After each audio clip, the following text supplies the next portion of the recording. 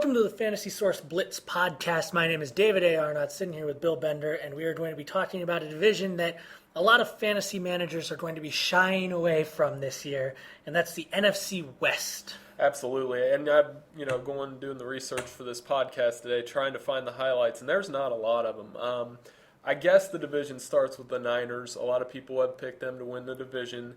They seem to have the most fantasy talent on that team, and they have the easiest fantasy schedule. So guys like Frank Gore, Vernon Davis, Michael Crabtree, all coming off really good years. Crabtree with the holdout, of course, but they could really take off in this division this year. One of the things that I wrote about in the preview, which you can read on Fantasy Source Football, is that the Niners are a very crazy team to try to draft and project because Coach Mike Singletary wants them to be in his image. He wants a cloud of dust team.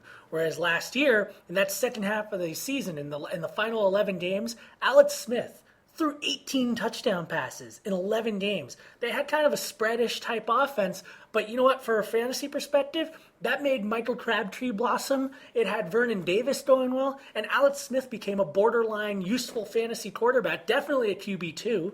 I mean, it was one of those things where if you're looking at it purely from a point of view of what does the best offense for this talent do, then they should be doing that kind of spread offense. Right, and I watched some of their preseason game on Sunday, not just for I wanted them to knock Brett Favre down a little bit, but they look like they're getting a little bit back to that offense, smash-mouth football. They did draft 2 offensive linemen in the first round this year with Mike Uapati and Anthony Davis, and they're both huge guys. And they gave Alex Smith time to throw in that game in the limited action he was in. So I think this could be an excellent offense, especially given the competition in the division. Yeah, I mean, like best case scenario, all those skill position players continue doing what they've been doing while they still have a power running game for Frank Gore, because previously the consensus was, I guess the conventional wisdom was, that Gore can't do what Gore does and Crabtree and Davis and Smith do what they did last year. Right, and Gore, he's kind of in that fifth back taken spot, and it's either him or Michael Turner for owners.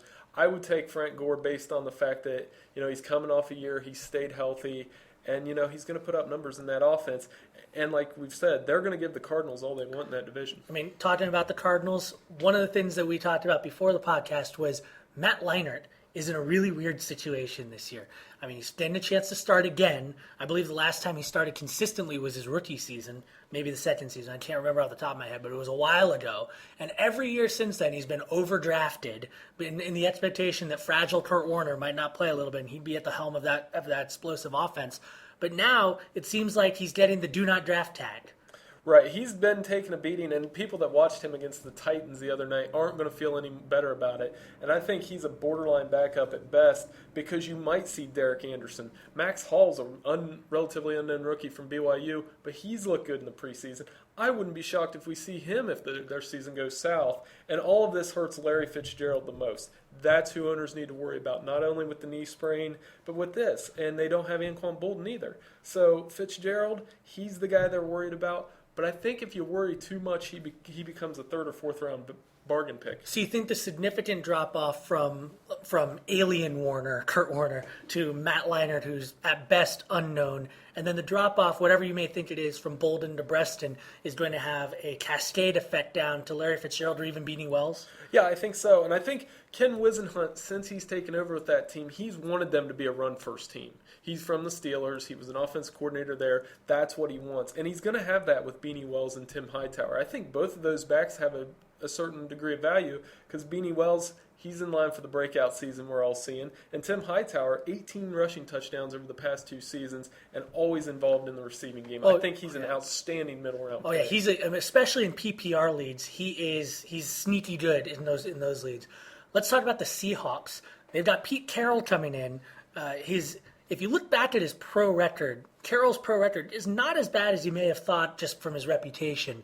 But there is one thing that he's had all along in USC that he's never had to deal with, that he's going to deal with this year, and that's just a lack of top end. And you wonder how that's going to affect the team moving forward. Yeah, we've talked about him in the past. I think at USC, I don't think he's as good as in-game coach as people give him credit for. He's very rah-rah. I mean, that's what you can say for him. He gets people, he gets his guys to play for him. Right, but then yet again, they would come out and dominate like Ohio State and then turn around and lose up in Oregon or Oregon State in a game that they had no business losing. But like you said, he is 33 and 31 as a professional coach, which is better than most people are going to give him credit for. They do have a couple weapons with Justin Forsett and John Carlson, but the receivers are a mess. There's so many guys there. There's like 6 different receivers owners are going to throw darts at. And the quarterback play with Charlie Whitehurst even challenging Matt Hasselbeck, it's a big mess in Seattle. So among those receivers, I know TJ Hushmanzada is going to be the first receiver out of those guys taken. Golden Tate might get some action there. Do you see any sleepers in the back end? I would stay away from Deion Branch and Deion Butler.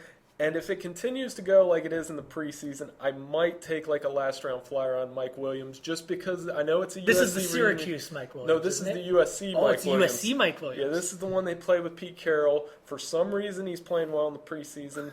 He has 30 touchdowns at USC with Carroll. So maybe Carroll only gets this guy to play like owners thought he would be when he came into the league with the Lions. But I think that's an extreme last round, take a flyer, see what happens type deal. Yeah, I mean, if you're going to be taking a flyer on some random guy anyway that you have no idea what's going to happen, may as well be that guy. The St. Louis Rams. Now, this is a team that everyone is expecting to be one of the worst teams in the league, period. We don't even know if they're for sure if they're going to be starting Sam Bradford day one. Steven Jackson might be the only Ram actually drafted in most leagues. How do you see Jackson doing this year, and how do you see Bradford doing this year? Well, Steven Jackson's still a first-round pick, but when you're that owner that takes him, and I've done it 2 of the past 3 years, you never feel real good about it because just how bad the Rams are. They've only won 6 games the last 3 seasons, David. But Steven Jackson, he led the league in percentage rushing attempts, which is he had 83% of St. Louis's rushing attempts last season. He's still going to get his numbers unless he gets hurt. And he's had 5 straight 1,000-yard seasons even when he does get hurt. So I still think he's a first-round player. But outside of that, I mean, Sam Bradford coming from Oklahoma, he might feel like he had more weapons with the Sooners than he does with the Rams. I mean, getting into kind of general football philosophy, I did not like the pick of Sam Bradford, primarily because, A, he'd gotten hurt in college against BYU and then later on in the season. And then secondly, he came from a spread offense where he never actually made any reads. If you watch those college games, he would line up the team, then look to the sideline while the coaches made the reads, and then he'd run the play. It's a totally different thing in the NFL when you're under center and you have to make those calls, and it just adds to the learning curve. Right, and he's going to have that learning curve this season. He learned in the first preseason game he was sacked 4 times. The Rams are going to need to protect him, or he could, worst case scenario, turn into another David Carr. George Winkler and I, my boss, were talking about the David Carr disease last week, and we don't want Sam Bradford to get that. But he is going to learn the hard way. But I still think he's an upgrade over Keith Null or Mark Bulger, the guys they had under center last year. So be patient with the Rams. Take Steven Jackson. Stay away from everybody else. Bill, thanks for joining us on the podcast. I appreciate it. Thanks a lot.